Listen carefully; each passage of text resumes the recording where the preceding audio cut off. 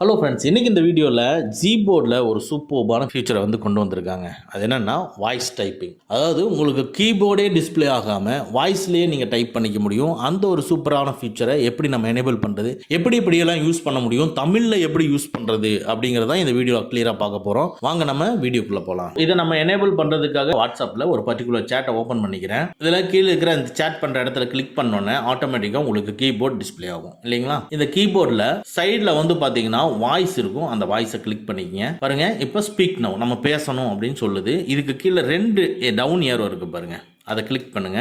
அதை கிளிக் பண்ண உடனே நம்மளோட கீபோர்டு ஹைட் ஆயிரும். அதுக்கு பதிலாக வாய்ஸ் மட்டும் தான் டிஸ்பிளே ஆகும். ஸோ அது லிசனிங் அப்படின்னு நீங்கள் சொன்ன உடனே ஆட்டோமேட்டிக் நீங்கள் உடனே பேச ஆரம்பிச்சிருங்க. வாய்ஸில் நீங்கள் சொல்ல ஆரம்பிச்சிட்டிங்கன்னா அது அப்படியே உங்களுக்கு டைப் ஆயிரும். இப்போ இந்த கீபோர்டு, அதாவது இதுவும் ஒரு கீபோர்டு தானே, வாய்ஸ் கீபோர்டு. இது சைடில் கொண்டு போய் வச்சுக்கலாம், எங்கே வேணாலும் நீங்கள் வச்சுக்கலாம். இப்போ நீங்கள் ஸ்ட்ரைட்டாகவும் வச்சுக்கலாம், இல்லை சைட்லேயும் நீங்கள் வச்சுக்கலாம். வச்சுட்டு இந்த வாய்ஸை கிளிக் பண்ணிவிட்டு நீங்கள் என்ன பேசுகிறீங்களோ அது அப்படியே ரெக்கார்ட் ஆகி சேட்டில் விழுவும். சரி பார்ப்போம்.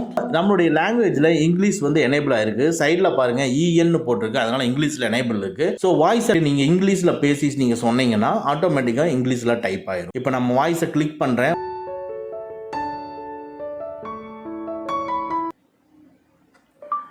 Please be ready at 7 AM. உங்களுக்கு ஆட்டோமேட்டிக்காக இங்கிலீஷில் சொல்கிற அது டைப் ஆயிடுச்சு. சென்டை கிளிக் பண்ணிங்கன்னா அது சென்ட் பண்ணிக்கலாம். மச்சான் ரெடியாடுறா. ஸோ நீங்கள் தங்கிலீஷில் சொல்கிறீங்க, தமிழும் கலந்து சொல்கிறீங்க அப்படின்னா அது அந்தளவுக்கு அண்டர்ஸ்டாண்ட் பண்ணிக்கல. ஆனால் நம்ம தமிழில் டைப் பண்ணிக்க முடியும். அது ரொம்ப ஈஸியாக இருக்கும். பாருங்கள், இப்போ சைடில் இருக்கிற அந்த இஎன் அப்படிங்கிறத எடுத்துக்கங்க, கிளிக் பண்ணுங்கள். இங்கே பாருங்கள், நம்மளுக்கு தமிழ் இருக்குது, அந்த தமிழை கிளிக் பண்ணிக்கிறேன். இப்போ தமிழில் டிஸ்பிளே ஆகுது. நம்ம வாய்ஸை கிளிக் பண்ணிவிட்டு நம்ம என்ன பேசுகிறோமோ ஆட்டோமேட்டிக்காக உங்களுக்கு தமிழில் டிஸ்பிளே ஆகுது.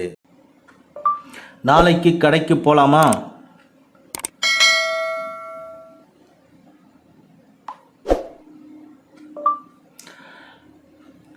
மார்னிங் சினிமாவுக்கு போகலாமாடா?